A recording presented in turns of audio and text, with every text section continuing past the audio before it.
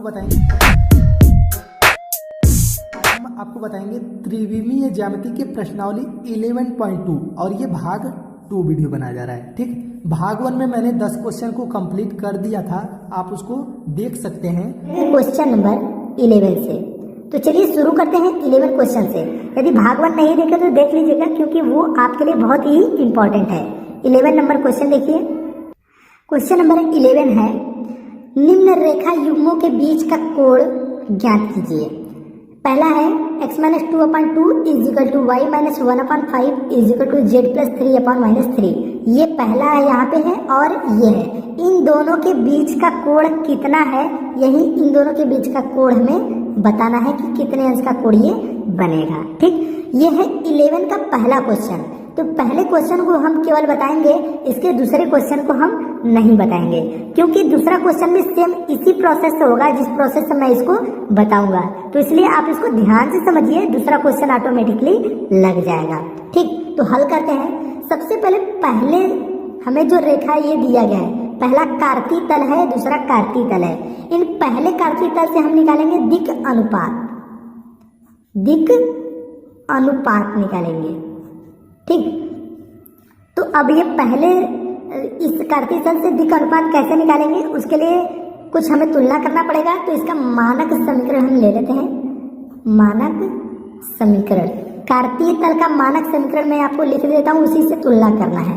x - x1 upon a, y - y1 upon b, z - z1 upon c। इससे हम तुलना करेंगे तो हमें ये दिक् अनुपात क्या होता है, वो होता है ABC होता है दिक् अनुपात। तो यही हमारा ABC तुलना नीचे का करना है, ऊपर से हमें कोई मतलब नहीं है, हमें केवल दिक् अनुपात चाहिए। तो a बराबर 2,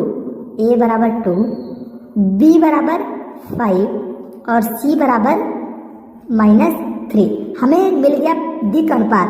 तो ये पहला कार्तीय तल है, तो दूसरा भी कार्तीय तल मौजूद है, तो इसके लिए हम लेंगे A1 B1 C1, और दूसरा कार्तीय तल के लिए A2 B2 C2 लेंगे। तो लिखेंगे दूसरा कार्तीय तल का दिक् अनुपात लिख लेते हैं। दिक् अनुपात दूसरे का क्या हो जाएगा, A2 = -1 और B2 = 8 और C2 = 4। ठीक, -1 8 4 जो कि आपको यहाँ पे दिख रहा है, -1 8 4, ये मैंने नीचे का तुलना कर लिया। अब ये हो गया और ये हो गया। इन दोनों की मदद से हमें बीच के कोण ज्ञात करना है। तो अब लिखते हैं, माना बीच का कोण थीटा हो, तब जब बीच का कोण अगर थीटा है तब फॉर्मूला लगाएंगे, कार्तीय तल जो है उसका फॉर्मूला लगाएंगे बीच के कोण निकालने के लिए। तो बीच का कोण cos थीटा बराबर फॉर्मूला होता है, फॉर्मूला ध्यान से लिख लीजिएगा, A1 A2 plus B1 B2 plus C1 C2 upon root A1² plus B1² plus C1²। ये हो गया इनटू मतलब गुणा root A2² plus B2² plus C2², in total का परिणाम। ठीक है, इन टोटल का परिमाण, परिणाम नहीं, इन टोटल का परिमाण हमें निकाल कर रख लेना है। तो यहाँ पे हमें A1 B1 C1 A2 B2 C2 इन सभी का मान इसमें हम रख के निकालते हैं। तो देखिए, मैंने उस फॉर्मूले में सभी मान रख लिए, A1 B1 C1 जिसका मान था मैंने रख लिया। रखने के बाद इसको हल करते हैं। तो ये हो जाएगा -2 प्लस 8 पंजे के 40 और ये 4 तियां के 12 -12 बटे के 2 दूनी के 4 5 पंजे के 25 और ये 9 25 9 और 4 इन टोटल को जोड़ेंगे तो ये आ जाएगा रूट 38 इंटू इसको करेंगे तो ये हो जाएगा रूट 81। ये हो गया ये टोटल का परिमाण। ठीक, अब इसके बाद इसको ऊपर हल करेंगे तो ऊपर आ जाएगा 26 है, कितना है 40 2 42, मतलब हल करेंगे तो कितना आ जाएगा 26 आ जाएगा। ठीक, 42 से 12 को घटाएंगे 26 आएगा। यहाँ पे थोड़ा मैंने मिस्टेक किया, 2 का गुणा इसमें करेंगे माइनस में आएगा, 12 2 14, तो 14 40 में से घटा देंगे 26 आ जाएगा, और नीचे √38 है, और ये तो यहाँ पे इसका हो जाएगा 9 और ये हो जाएगा √38 और ये इसका परिमाण। ठीक, अब हम निकालेंगे cos थीटा बराबर, अब परिमाण से अगर बाहर निकालेंगे तो अगर ये माइनस होता तो प्लस हो जाता, माइनस होता तो प्लस हो जाता, लेकिन ऑलरेडी प्लस है तो इसको वैसे ही छोड़ के बाहर हम निकाल सकते हैं। ये हो गया।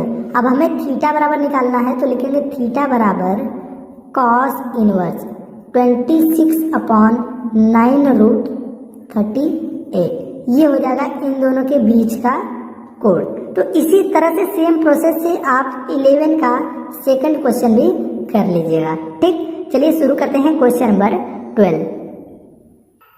क्वेश्चन नंबर 12 है P का मान ज्ञात कीजिए ताकि रेखाएं, हमें ये जो रेखाएं हैं ये टोटल पहला रेखा है और ये दूसरा रेखा, इन दोनों परस्पर लंब हो।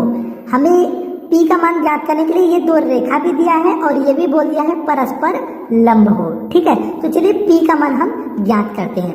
तो ज्ञात करने के लिए सबसे पहले क्या करेंगे, इस रेखा को हम थोड़ा सा सीधा करेंगे, मतलब x को पहले करेंगे, y तो पहले से है ही, z पहले से है, इधर x को पहले करेंगे और z को भी पहले करेंगे ताकि हम मानक रूप से तुलना कर सके और हम कुछ दिक् को जाए ज्ञात कर सके। तो इस पहले रेखा को लेंगे तो लिख सकते हैं मानक रूप से तुलना करें, पर डायरेक्ट लिखेंगे, इसका मानक रूप पहले लिखते हैं। मानक रूप क्या होता है, x minus x1/a, y minus y1/b, z minus z1/c। ये हो गया मानक रूप। अब इस तरह से बनाने के लिए हमें इसको थोड़ा सा चेंज करना पड़ेगा। कैसे, पहला समीकरण ये है तो इसको लिखेंगे x माइनस 1/-3। मैंने इसको इधर कर दिया तो यहाँ पे -3 भी यूज कर लिया। ठीक है, और इसमें देखिए 7 से हम भाग देंगे। ठीक है, 7 से हम भाग दे लेते हैं तो ये हो जाएगा y माइनस 2, भाग देंगे तो यहाँ पे भी हो जाएगा 2p/7। समझ में आ गया होगा। 7 से भाग देंगे तो y, इसको भाग देंगे 2 और ये 2p इसमें भाग दे दिए 7 इजिकल टू, इसमें तो रहने देते हैं, इसमें कोई चेंजेस नहीं, ये हो गया 2। ठीक, तो अब यहाँ पे ये चीजें मिल गया तो इसको हम मानक समीकरण से तुलना करेंगे। जब तुलना करेंगे तो हमें क्या मिलेगा, दिक् अनुपात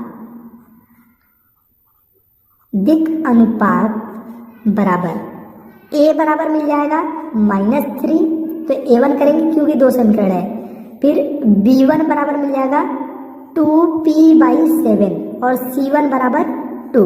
ये हो गया पहले के लिए दिक् अनुपात। ठीक, अब आते हैं दूसरी समीकरण से। तो दूसरा समीकरण हमारा क्या है, 7 - 7x/3p is equal to y minus 5/1 is equal to 6 - z/5। ये है दूसरा समीकरण। इसको भी थोड़ा सा ठीक ठाक सीधा बना लेते हैं। 7 से भाग देंगे लेकिन x को इधर करने के बाद, तो ये हो जाएगा x माइनस 1। 7 से मैंने भाग दे लिया और इसको इधर चेंज करने के लिए मैं माइनस यूज करूंगा, माइनस भी यूज कर लिया क्योंकि इधर चेंज हो गया। 7 से भाग देंगे तो इसमें भी भाग दे देंगे। ठीक, ये हो गया y माइनस 5/1, इसमें कोई चेंजेस नहीं। इसको भी चेंज करेंगे z माइनस 6, तो ये हो जाएगा -5। अब इसको हम क्या करेंगे, मानक समीकरण से तुलना करेंगे, जो कि हमारा मानक समीकरण ये दिख रहा है। इससे तुलना करेंगे तो इसका भी दिक् अनुपात निकलेगा। तो लिखेंगे दूसरा दिक् अनुपात, तो ये क्या हो जाएगा, a2 बराबर -3p/7 और b2 बराबर 1 और c2 बराबर -5। ये मैंने अलग अलग ले लिया। अब इन दिक् अनुपात, दोनों जो दिक् अनुपात निकला हुआ है, एक यहाँ पे और यहाँ पे, इन दोनों दिक् अनुपात को क्या करेंगे, परस्पर लंब बोल दिया है लास्ट में। तो परस्पर लंब कब होगा, तो लिखेंगे रेखाएं परस्पर लंब तभी होगा जब क्या हो, a1 a2 plus b1 b2 plus c1 c2, ये टोटल का मान अगर 0 आता है तब ये परस्पर रेखाएं लंब हो जाएगा। तो हम क्या करते हैं, इसमें a1 a2 b1 b2 c1 c2 का मान रख के सॉल्व करते हैं। तो यहाँ पे मैंने सभी का मान रख लिया, रखने के बाद 3 3 के 9, तो ये क्या हो जाएगा प्लस हो जाएगा 9p/7 अब प्लस यहाँ पे हो जाएगा 2p/7 और ये -10 हो जाएगा, तो यहाँ पे लिखेंगे -10 इजिकल टू 0।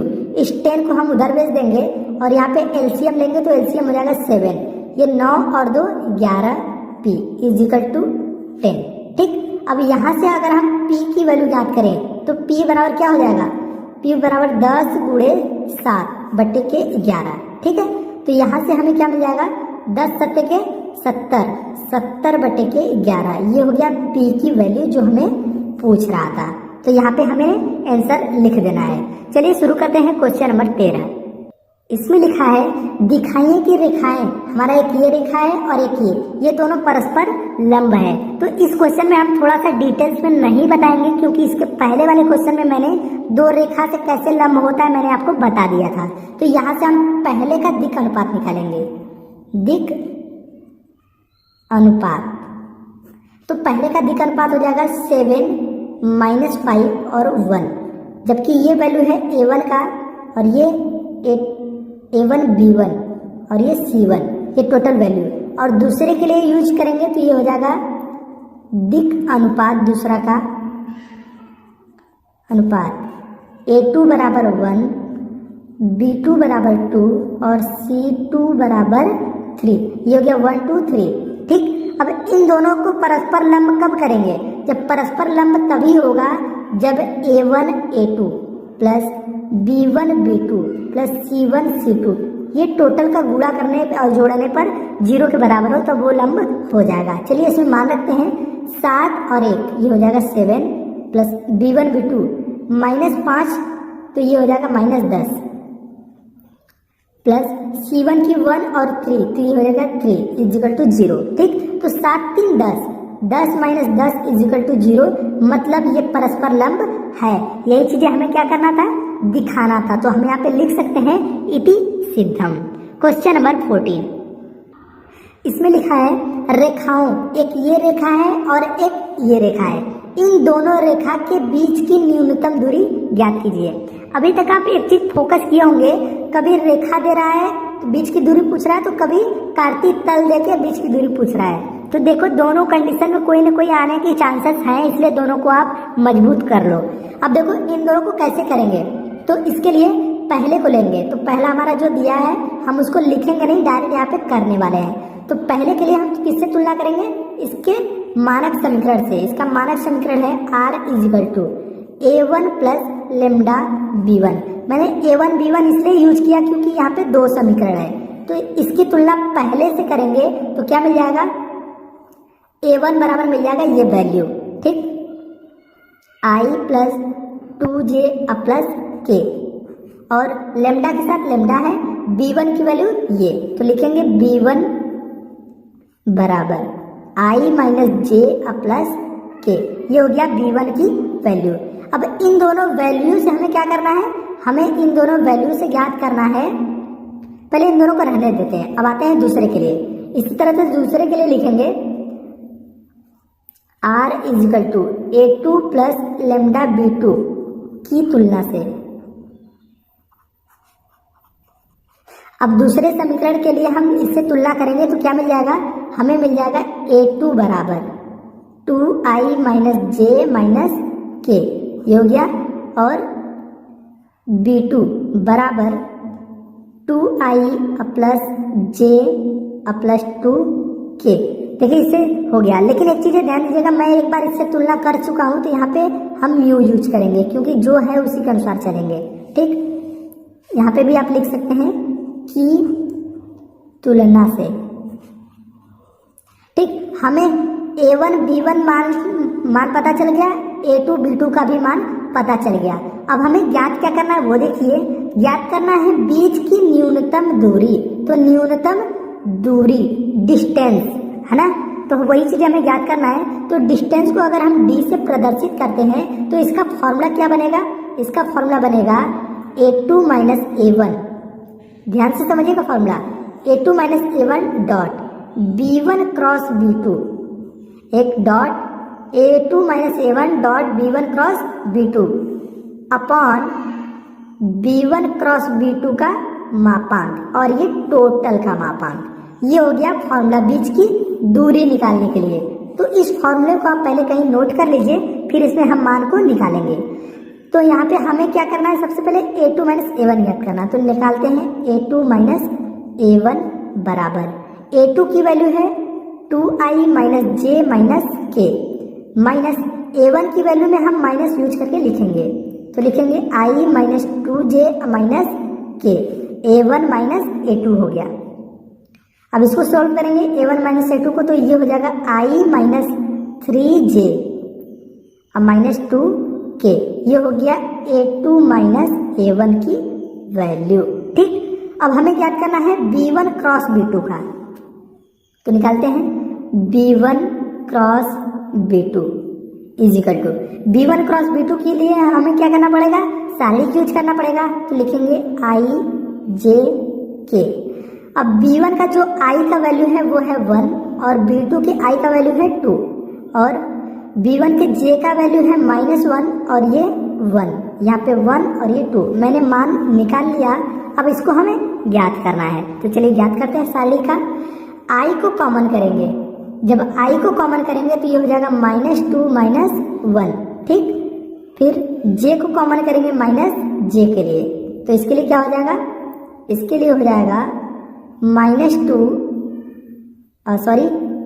-2 ये हो जाएगा j के लिए। ऐसे छोड़ेंगे तो 2 कम 2 -2 हो जाएगा। अब प्लस k यूज करेंगे, ये कॉलम रो छोड़ेंगे तो 1 कम 1 प्लस 2 हो जाएगा। तो लिखेंगे 1 प्लस 2। ठीक, अब इसको सॉल्व करेंगे तो ये -2 -1 मिलकर -3। तो यहाँ पे लिख लेते हैं -3i। इसको सॉल्व करेंगे तो ये हो जाएगा 0, इसको छोड़ देते हैं। k के लिए आ जाएगा +3k। ये टोटल वैल्यू किसकी आई, ये टोटल वैल्यू आ गई b1 क्रॉस b2 का, b1 क्रॉस b2 का। तो ये वैल्यू हमें पता चल गया जो कि हम यहाँ पे रख सकते हैं। b1 क्रॉस b2 की वैल्यू ये वाला यहाँ पे रखेंगे, a2 माइनस a1 की वैल्यू हमें जो ये मिला ये यहाँ पे रखेंगे। अब इसका मापांक भी निकालना है, तो चलिए अलग से निकाल लेते हैं। तो देखिए b1 क्रॉस b2 का मापांक, तो इसकी वैल्यू का मापांक निकालते हैं कैसे, उसके गुणांकों का स्क्वायर करके। तो ये हो गया 9 और प्लस 9 और 9 मिलके 18 हो जाएगा। तो इसको लिखेंगे 3√2। ये हो गया b1 क्रॉस b2 का मापांक इज इक्वल टू 3√2। ये मैंने निकाल लिया। अब हम ज्ञात करते हैं टोटल बीच के न्यूनतम दूरी d बराबर। जो फॉर्मूला था मैं यहाँ पे फॉर्मूला दोबारा नहीं लिखने वाला हूँ, मैं डायरेक्ट उसमें मान रखने वाला हूँ। तो मान रखते हैं i माइनस 3j2 अब -2k। मैं यहाँ पे अपने क्वेश्चन के अनुसार मैं देख के ऊपर के देखकर मैं यहाँ पे मान रख रहा हूँ। ठीक, ये हो गया डॉट। उसके बाद इसकी वैल्यू है -3i प्लस 3k और नीचे मापांक का क्या है 3√2। तो ये मैंने रख लिया और टोटल का मापांक भी था, मैं टोटल का मापांक भी कर लिया। अब इसको थोड़ा सा सॉल्व करना पड़ेगा। तो करते हैं i के साथ डॉट करेंगे तो -3 आ जाएगा, है ना। तो लिखेंगे -3 फिर -0 फिर -6 आ जाएगा। इस तरह से मैंने तीनों का डॉट कर लिया अपॉन 3√2 इज इक्वल टू, इसको भी सॉल्व करना पड़ेगा। तो ये हो जाएगा -9 मापांक -9 अपॉन 3√2 का मापांक। ठीक, अब इसके बाद इसको इसमें कैंसिल कर दीजिए, 3 3 के 9। तो ये हो जाएगा -3/√2 का मापांक। आपको पता है मापांक बाहर आता है तो जो भी माइनस चिन्ह होता है वो प्लस हो जाता है। तो लिखेंगे d बराबर 3/√2। ये हो गया वैल्यू। अब ऊपर नीचे √2 से हम गुणा कर लेते हैं। तो 3√2 अपॉन 2 ये हो गया डिस्टेंस, बीच की न्यूनतम दूरी। ये हमें आ गया आंसर। तो चलिए शुरू करते हैं क्वेश्चन नंबर 15। क्वेश्चन नंबर 15, रेखाओं, यहाँ पे कार्तीय तल का रेखा है और ये दूसरी रेखा है। दो रेखाओं के बीच की न्यूनतम दूरी ज्ञात कीजिए, मतलब डिस्टेंस इसमें भी पूछा है। तो ये ध्यान दीजिएगा, ये कार्तीय तल के लिए था और वो रेखा के लिए था, सदिश के लिए। तो इन दोनों को अलग अलग न्यूनतम दूरी का फॉर्मूला अलग अलग होगा। ये कभी मत करिएगा कि इसका और जो क्वेश्चन नंबर 14 था इन दोनों का फॉर्मूला एक ही लगा दे आपका आंसर आ जाएगा। ऐसा करेंगे आपको गलत माना जाएगा। ठीक, तो चलिए बताते हैं। डिस्टेंस d बराबर, पहले हम इसको फॉर्मूला लिख लेते हैं, उसी के अनुसार लगाना शुरू करेंगे। तो इसका जो फॉर्मूला होता है वो थोड़ा सा लंबा चौड़ा होता है, वो होता है x2 minus x1, y2 minus y1 और z2 माइनस z1, और यहाँ पे होता है a1 a2 b1 और यहाँ पे b2 c1 c2। ये तो हो गया टोटल इसका मापांक। ठीक है, फॉर्मूला थोड़ा बड़ा है लेकिन अगर याद करेंगे तो आसानी से हो जाएगा। अपॉन रूट में ये टोटल यहाँ से यहाँ तक रूट है b1 c2 minus b2 c1 इसका whole square plus c1 a2 minus c2 a1 इसका होल स्क्वायर अब plus a1 b2 minus a2 b1 का होल स्क्वायर। ये फॉर्मूला आपको याद करना पड़ेगा, क्योंकि अगर आपको ये कितने अंक के क्वेश्चन आएंगे पता है, ये आपके 5 अंक के क्वेश्चन आएंगे। तो अगर ये पाना है तो आपको ये फॉर्मूला याद करना पड़ेगा, यही इतना बस फॉर्मूला है। ठीक, तो अब इन टोटल का मान याद करने के लिए हमें इन्हीं दोनों समीकरणों से चलना पड़ेगा। तो इन दोनों समीकरणों से हम चलिए निकाल लेते हैं। तो सबसे पहले लेंगे पहली समीकरण।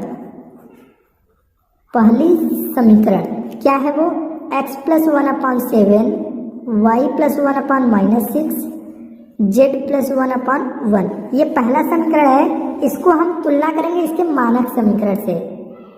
मानक समीकरण क्या हो जाएगा, x minus x1 upon a1, फिर y minus y1 upon b1, फिर z minus z1 upon c1। इससे हम तुलना करके इसकी क्या निकालेंगे, इसका हम मान निकाल लेते हैं।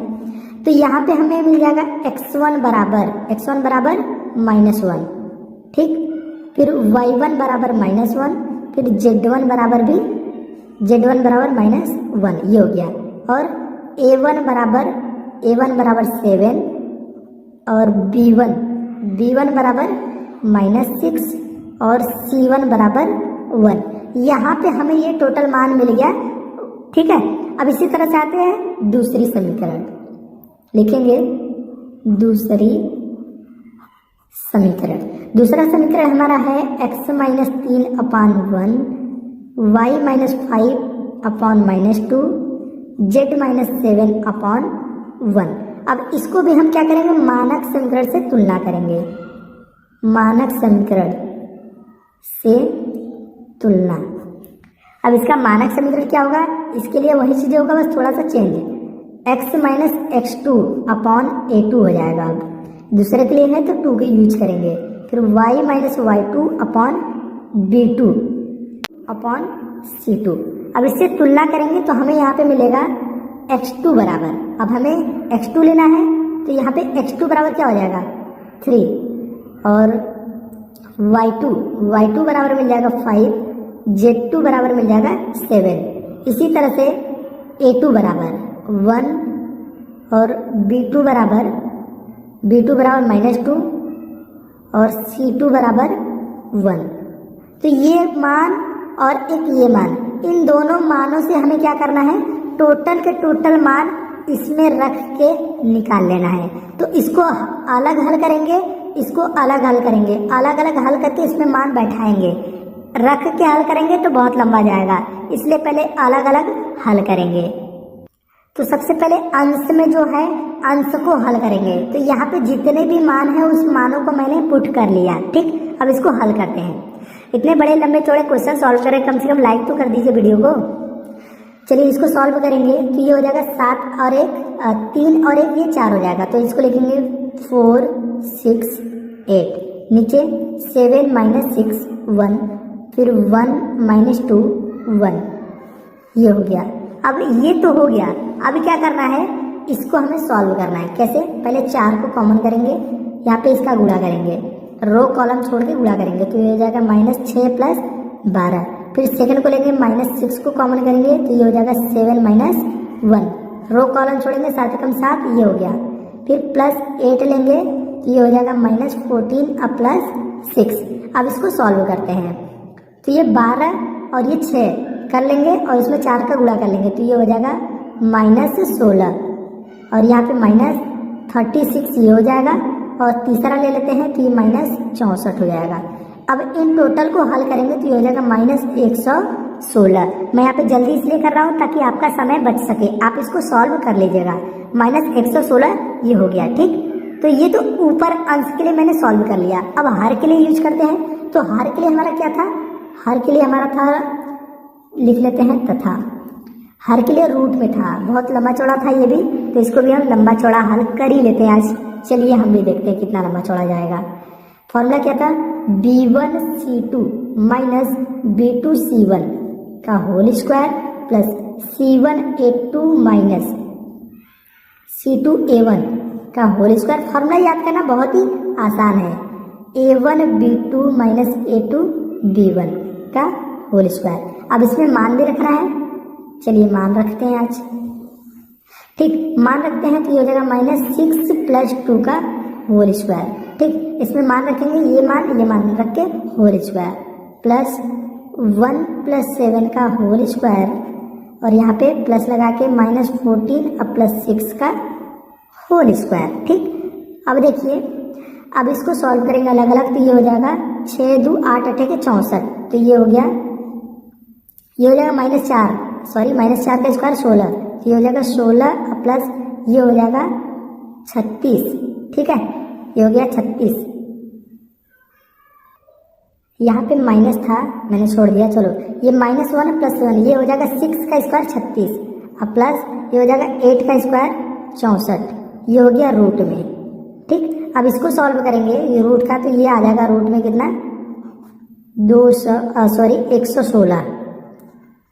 116 ये हो गया। इसको बाहर निकालेंगे तो ये हो जाएगा 2√21, तो ये हो गया हर के लिए और ये हो गया अंश के लिए।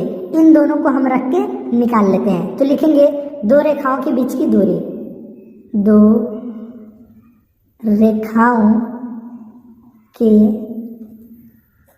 बीच की दूरी d बराबर, डिस्टेंस दूरी d बराबर, अंश हमारा निकला था -116 बटे हर 2√29, ये हो गया बड़ा वाला, तो ये मैंने लगा लिया, ठीक। अब इसको सॉल्व करेंगे तो क्या हो जाएगा, अब देखिए इसको कैसे सॉल्व करेंगे। हमें यहाँ पे ये नहीं करना चाहिए था, 116 ये रूट था, तो 116 रूट अगर छोड़ देते हैं -116 बटे √116, तो रूट ऊपर नीचे से गुणा करेंगे तो क्या मिल जाएगा, टोटल मिल जाएगा √116 मिल जाएगा, या उसको लिख सकते हैं 2√29, मतलब ये वैल्यू आ जाएगी डिस्टेंस d बराबर, यही हो जाएगा 2√29 आंसर। शुरू करते हैं क्वेश्चन नंबर 16। नंबर 16 है, रेखाएं जिनके सदिश समीकरण निम्नलिखित है के बीच की न्यूनतम दूरी बताना है। r दिया गया है, दूसरा भी दिया गया है, दोनों क्या है, सदिश समीकरण है। तो ये क्वेश्चन नंबर 14 की तरह सेम टू सेम है, आप उसकी तरह कर सकते हैं। चलिए हम इसको बताएंगे कैसे करना है, ठीक। तो ये पहला है, ये दूसरा, तो पहले के लिए हम यूज करेंगे पहली व्यापक समीकरण। क्या है पहली व्यापक समीकरण, r = a1 plus lambda b1 से तुलना। इससे पहले के लिए तुलना करेंगे तो हमें क्या मिलेगा, a1 बराबर ये टोटल वैल्यू मिलेगा, a1 बराबर i + 2j + 3k, और b1 बराबर क्या मिलेगा, ये वैल्यू i - 3j + 2k, ये हो गया a1 b1 की वैल्यू। सेम इसी प्रकार से हम दूसरे सदिश समीकरण को ले लेते हैं, तो लिखेंगे दूसरे व्यापक समीकरण। क्या है दूसरा व्यापक समीकरण, a2 यूज करेंगे, अब a2 + μb2, ठीक। इससे तुलना करेंगे तो हमें यहाँ पे मिलेगा a2 बराबर 4i + 5j + 6k, और b2 बराबर मिल जाएगा 2i + 3j + k, ये तो हमें मिल गया। अब इन चारों की मदद से हमें क्या ज्ञात करना है, बीच की दूरी, न्यूनतम दूरी, तो डिस्टेंस दूरी बराबर क्या होगा, इसका फॉर्मूला हम आपको बता देते हैं, a2 - a1 dot b1 cross b2, ठीक है, ये हो गया अपॉन b1 क्रॉस b2 का मापांक, और ये टोटल का मापांक। मैंने इतना फॉर्मूला आपको पहले ही बता दिया था, तो इसी में हमें निकालना है। तो सबसे पहले हम निकालेंगे A2 माइनस A1। तो A2 माइनस A1 के लिए क्या करेंगे, A2 की वैल्यू ये है, लिख लेते हैं 4i plus 5j plus 6k minus A1 की वैल्यू है i minus 2j minus 3k हो जाएगा। ठीक, तो A2 माइनस A1 को अगर सॉल्व करेंगे तो कितना आ जाएगा, 3i और प्लस 3j प्लस 3k। ये हो गया A2 माइनस A1 की वैल्यू। अब हम ज्ञात करेंगे B1 क्रॉस B2। तो यहाँ पे मैंने ले लिया B1 क्रॉस B2 की वैल्यू, रख के हम सारणिक विधि से हल करेंगे। पहले i को लेंगे तो ये मिल जाएगा -3 माइनस 6 मिल जाएगा। फिर माइनस j को लेंगे, जब j को लेंगे तो ये मिल जाएगा 1 और माइनस 4। ठीक, 1 माइनस 4। अब प्लस k को लेंगे तो क्या मिलेगा, k को कॉलम में छोड़ेंगे, 3 कम 3 और प्लस 6 मिल जाएगा, 3 प्लस 6। ठीक, अब इसको सॉल्व करेंगे सभी को। जब सभी को सॉल्व करेंगे तो यहाँ पे मिल जाएगा -9i plus 3j plus 9k। इस तरह से हमें ये मिल गया। अब इसका हमें मापांक भी निकालना है, तो B1 क्रॉस B2 इसका निकालेंगे परिमाण।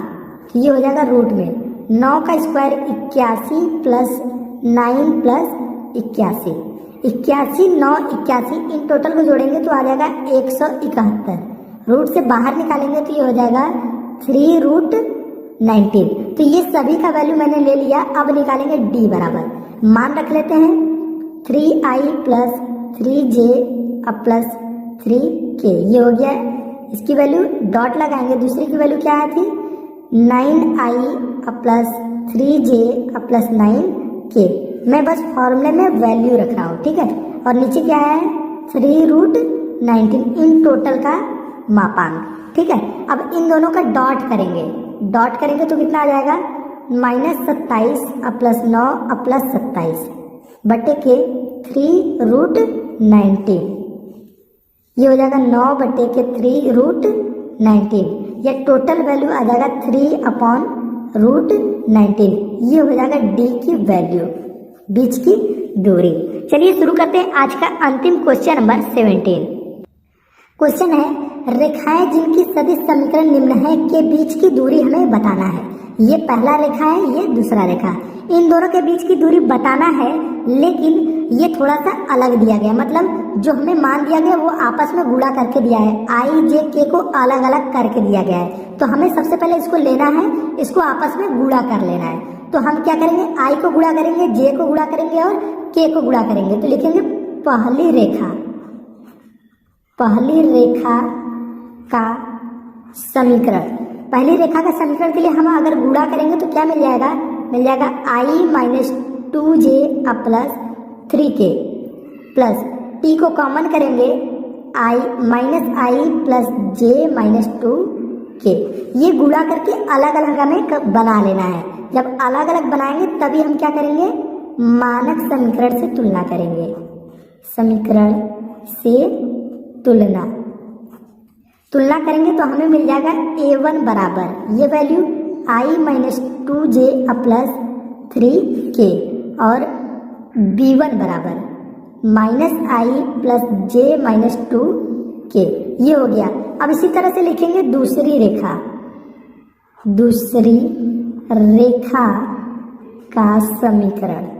दूसरी रेखा के समीकरण को भी हमें क्या करना है, गुणा करना है। तो सबसे पहले जो रेखा है उसको लिख लेते हैं s+1 i, फिर plus 2s minus 1 j minus 2s plus 1 k। ये तो हमारा क्वेश्चन में रेखा दिया गया है, लेकिन हमें क्या करना है, सबको आपस में गुणा कर लेना है। तो गुणा करके निकालेंगे तो मिल जाएगा i minus j minus k plus s। ठीक है, s को कॉमन करेंगे, मिल जाएगा i plus 2j minus 2k। ये मिल गया। अब यहाँ से ये मिल जाएगा और ये मिल जाएगा अलग अलग। तो लिखेंगे मानक समीकरण से तुलना करने पर तो क्या मिल जाएगा, मानक समीकरण से तुलना करेंगे तो a2 बराबर i minus j minus k और b2 बराबर i plus 2j minus 2k। ये टोटल मिल गया। अब इसकी मदद से हमें फॉर्मूले में रख के निकाल लेना है। तो फॉर्मूला हमने ये दे दिया। इस फॉर्मूले में सभी का वैल्यू आपको रखना है, रख के हल करना है। आपको हल करना है, मैं यहाँ पे हल नहीं करने वाला हूँ, मैं यहाँ पे इतना ही छोड़ने वाला हूँ, क्योंकि मैंने इसके पहले सेम इसी प्रकार से मैंने आपको बता दिया था। बस आपको मान रख के हल कर लेना है, ठीक है। तो उम्मीद करते हैं आपको ये वीडियो पसंद आया होगा। इसकी डिस्टेंट दूरी जो आएगा वो आंसर आ जाएगा 8/√29। अगर आंसर आपका आ गया होगा तो आप जरूर हमें कमेंट करके बताएं कि हाँ मेरा आंसर आ चुका है।